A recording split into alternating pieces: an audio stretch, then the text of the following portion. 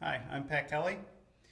Okay, in this problem, we have 6 parts to the problem, but really overall, they're really just trying to show us how our old understanding of differentiation still applies now that we're working with vector-valued functions. So they give us these two vector-valued functions, r of t and u of t, and what you'll see in each of the parts that we'll work on is just maybe a coefficient rule from our old differentiation days, or maybe a sum difference rule. Okay, just take these slowly, understand the rules from when we understood them before, and just apply them to the vector-valued functions component-wise. So this first one's actually real easy, I think, because they're just asking us to differentiate the r of t function. So component-wise, we differentiate 3, 2t, and you're done.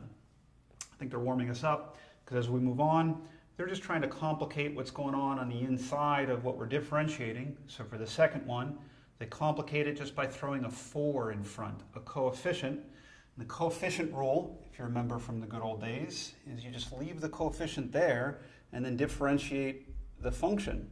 So we're looking at 4 times, and now I'll differentiate my u vector-valued function component-wise. So this will be a 4, 2t, and I'll finish the problem with what we understand with vector-valued functions and the operations that we use.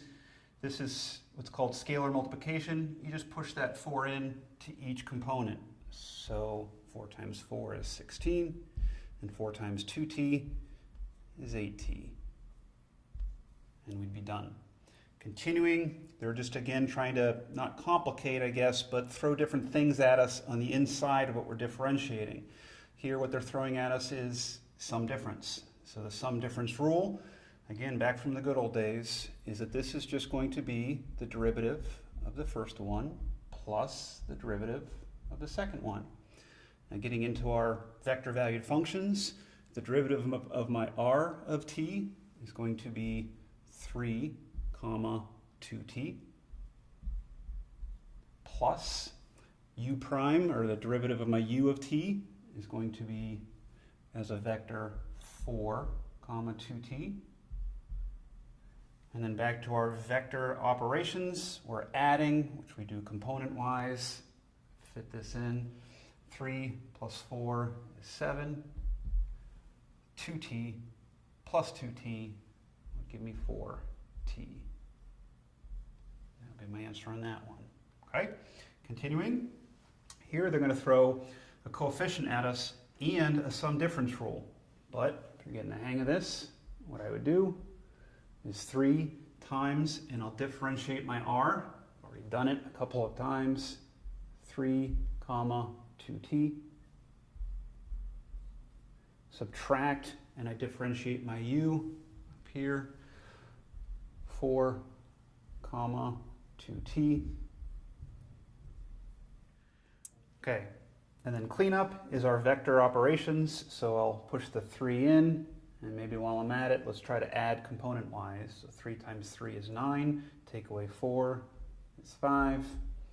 3 times 2t is 6t. Subtract 2t, looks like a 4t. And as a vector, that's our answer.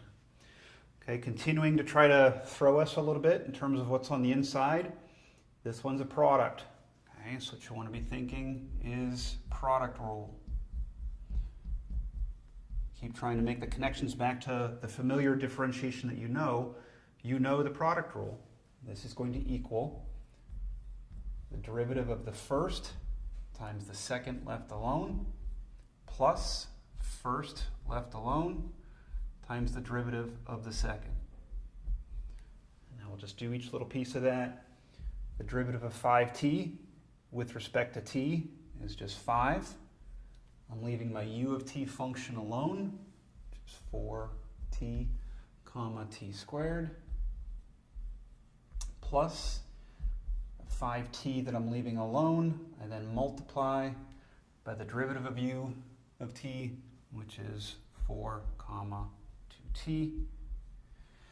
And as usual, cleanup, which is going to be your operations with vectors again. So 5 times 4t is 20t, plus another 20t, looks like 40t, comma, 5t squared plus 10t squared would give me 15t squared. And as a vector, that's my answer. Okay, last one.